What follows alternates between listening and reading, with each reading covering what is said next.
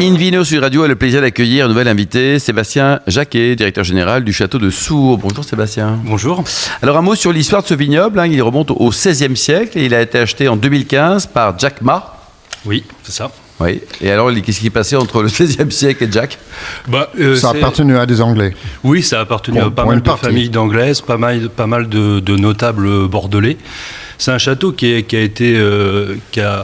quand même marqué son histoire malgré d'être placé dans l'entre-deux-mers. C'est un château qui a pu marquer son territoire. Pourquoi c'est mal foutu l'entre-deux-mers ? C'est une belle région.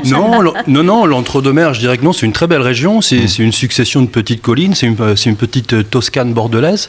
Je dirais, c'est une succession de petites collines avec à chacun des sommets un petit plateau calcaire. On peut dire que c'est la plus belle région bordelaise sur le plan paysagiste. Oui, je suis d'accord avec ça. Je suis d'accord avec ça. Ouais. Je suis d'accord avec ça. Et donc, du coup, c'est une succession de climats parce que on va trouver des expositions différentes, on va trouver une succession de sols différents et on va trouver une vraie richesse climatique et une vraie richesse de terroir dans cette région. Hélène ? Et alors effectivement, je comprends qu'au départ, Sébastien Jacquet ait dit, bon, bien que ce soit dans l'entre-deux-mers, parce que malheureusement, depuis quelques décennies, ça avait un peu une image de vin blanc, pas forcément top, voilà. Et puis est arrivé Jack Ma. Alors qui est Jack Ma ? Non, je simplifie volontairement. Alors je dirais que oui, il y a une connotation un petit peu péjorative de l'entre-deux-mers, malgré la qualité des vins que l'on peut en produire et des terroirs. C'est surtout une réalité économique qui a emmené cette région à être perçue comme ça. Mais la qualité des vins qu'on peut y faire, quand on en met les moyens, est vraiment là. David Cobol, on va faire un parallèle avec le muscadet par exemple. Il y a des très grands vins dans le muscadet, comme il y a d'excellents vins en entre-deux-mers. Il faut arrêter, il faut tordre le cou à ces idées débiles là. Absolument.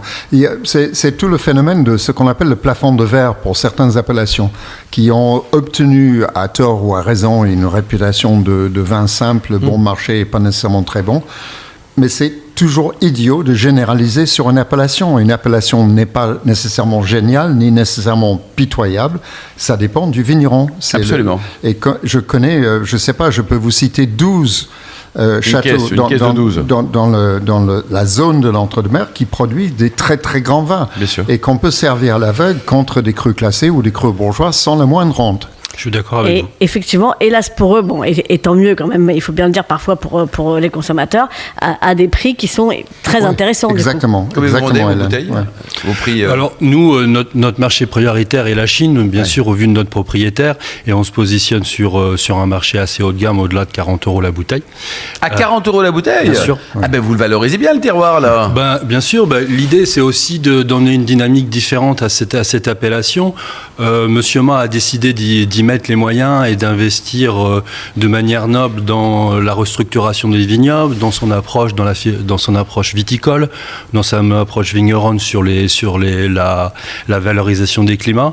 Et on essaye à travers, je dirais, une philosophie qualitative, c'est une philosophie d'isolation des parcelles, de vinification. Vous mettez les moyens pour atteindre un bon niveau de Bien sûr. Alain, il faut quand même rappeler que des très bons domaines, en plus du vôtre, dans cette région, produisent des vins situés entre 12 et 25 €. Oui. Voilà, c'est ça la réalité. Oui, mais donc à 40, on est quand même sur l'eau de gamme.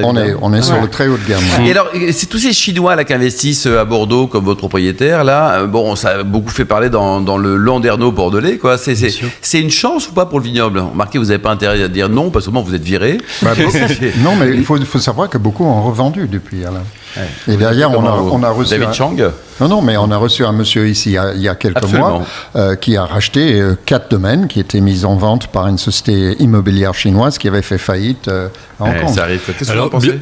Bien sûr, c'est les préjugés sur lesquels nous on lutte tous les jours. Je dirais que Monsieur Ma a une vraie envie de préserver les traditions, mais tout en y mettant une touche d'innovation. Je dirais que c'est aussi sa marque de fabrique de vouloir aller marquer la future génération. C'est très bien. Qu'est-ce qu'il a comme business, Monsieur Ma, indépendamment du vin, il fait d'autres choses ? Bien sûr, son business majeur, c'est bien sûr Alibaba, la vente sur Internet. On va aussi avoir d'autres business de médias sociaux, d'intelligence artificielle. C'est vraiment un génie de la tech. aujourd'hui. Hélène, qui est un génie du vin. Alors, je n'irai certainement pas jusque-là, et en tout cas, ça rapporte beaucoup moins. N'essayez pas d'être journaliste pour vous enrichir. La propriété, donc, achetée par Monsieur Ma en 2015, compte 200 hectares, donc 62 vignes environ. C'est ça, oui. Alors, je crois qu'il y en avait à peu près 80 au départ quand il est arrivé, et il y a eu pas mal d'arrachages. Oui, c'est ça, même un peu plus de 100 parce qu'on avait quelques fermages. Mais oui, on a décidé de réduire la superficie pour se concentrer sur nos meilleures parcelles et les valoriser, essayer de trouver vraiment le meilleur compromis entre les sols, les climats et les cépages qu'on pouvait y cultiver en fonction du projet de vin qu'on avait. Alors ça a été votre boulot, justement. Vous êtes arrivé en 2022, donc Sancerrois d'origine, passé les diplômes à Dijon, pas mal baladé jusqu'en Corse, un peu partout, très longtemps au Canada. Oui. Et puis vous vous êtes dit, finalement, la France, c'est pas mal. C'était après le Covid, c'est ça? Vous vous êtes dit, oula, je vais rentrer, moi? Bah, c'est ça, si vous voulez, j'ai fait mon diplôme d'œnologue à Dijon. J'étais très pro Pinot Noir et Chardonnay, il y a pas de mal à ça.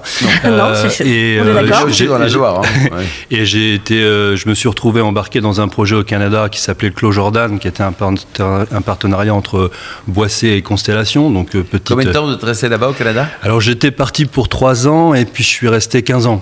15 ans. Vous êtes carrément canadien, là. Je suis citoyen canadien, ma femme citoyen également et mes 2 filles également. C'est génial. On voyage grâce à vous, un propriétaire chinois, 15 ans au Canada, c'est génial, c'est super. Travailler sur des terroirs Canada, au début, ça peut paraître un petit peu farfelu, mais ça permet de sortir de sa zone de confort. C'était dans quelle région? Au Canada? Dans l'Ontario. Dans l'Ontario, dans la région de Niagara. Niagara Falls, oui.